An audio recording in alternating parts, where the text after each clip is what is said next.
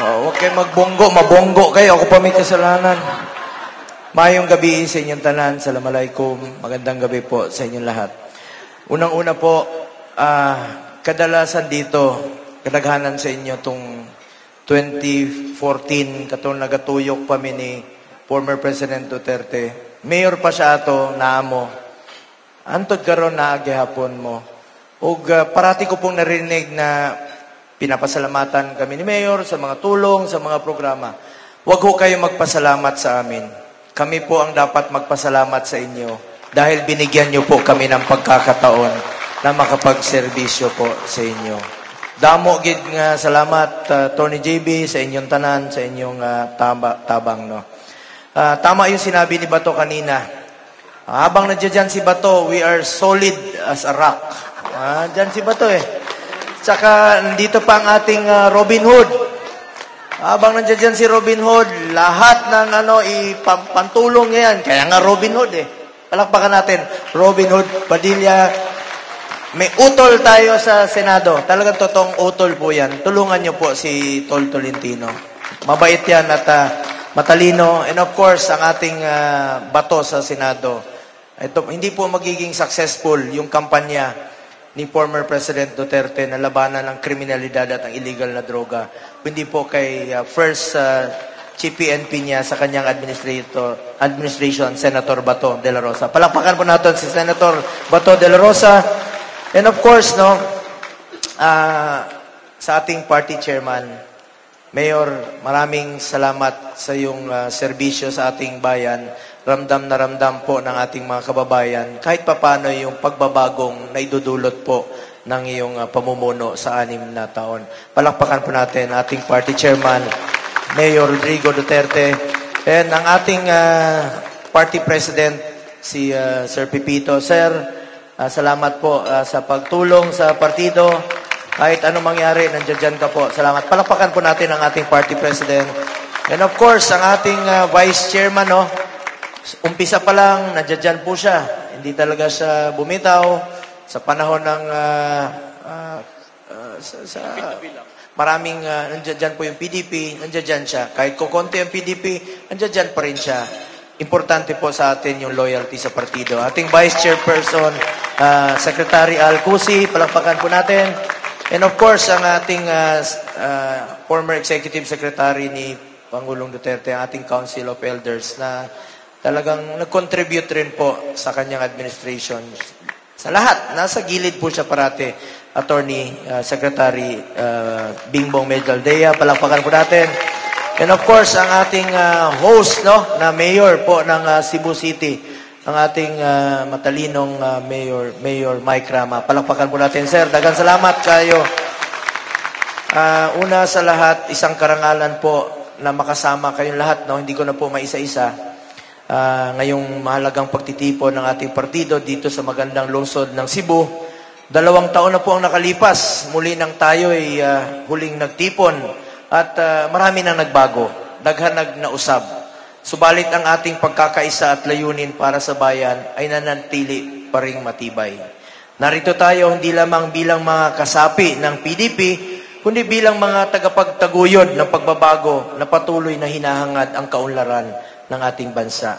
Sa pagdiriwang natin ng ika-42nd na anibersaryo, atin ding binabalikan ang mga aral at ang mga tagumpay na ating nakamit, gayon din ang mga hamon na ating hinaharap at nalampasan natin. Napakahalaga ng ating pagtitipon ngayon upang pag-usapan ang kinabukasan ng ating partido at ng ating bansa.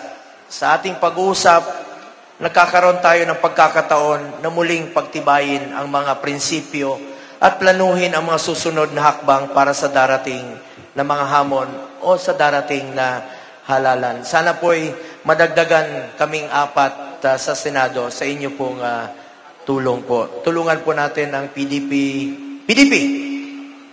na lang, no?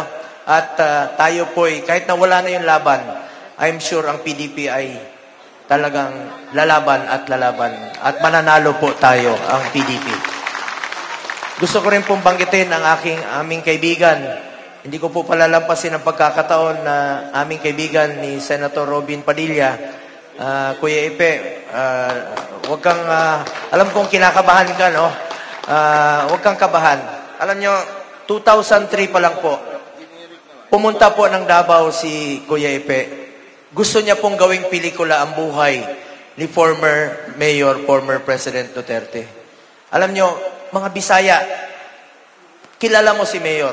Taas ug hilas, di ba? Dili siya gusto nga sa pelikula ang iyang kinabuhi, samtang buhi siya. Ayaw niya, kita niyo sa sakyan niya ngayon, pick up pa rin, noon pick up.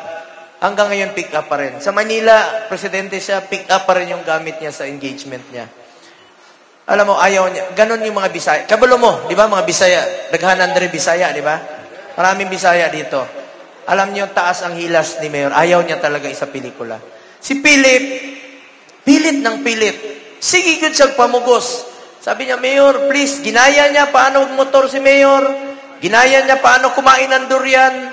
Ginaya niya paano mag-akbay ng, sa After Dark. Lahat, ginagaya ng artista yan. Pero hindi niya talaga napilit si Mayor. More than 50 times siya bumalik ng Davao. Alam niyo po, sa kakabalik niya ng Davao, nakapag-iwan po siya ng 4 na anak sa Davao. Hindi po bigyan mo mic si Philip para makasagot. Alam niyo, binabalaan ko lang po kayo. Please lang po, sa lahat ng magaganda dito, lumayo kayo kay Philip Salvador. Ayaw ko na po madagdagan ang kanyang 31 na anak. Buutan na, pinapatawa lang namin kayo. Mabait po yan si Philip, tawagin niyo lang po siyang Kuya Ipe. Mabait po yan. Kung ang artista, bumubunot sa pelikula, si Philip sa totoong buhay, bumubunot ng kanyang bulsa. Pati yung bulsa ko, binunot niya kanina. Ang naiwan, suklay. Bahala nagpurdoy, basta gwapo. Namumula lang si Philip Salvador. Tawagin niyo po siyang Kuya Ipe. Tawagin niyo po siyang Lolo Ipe. Or pwede niyo siyang tawagin. Bagong pangalan niya. Pakita mo yung t-shirt mo. Tayo ka. Yan po. Ang kanyang bagong t-shirt. Mr. Epektibo. Yan po si Mr. Epektibo Philip. Mabait po yan. Kilala namin ni Mayor yan. Pinapatawa lang namin kayo.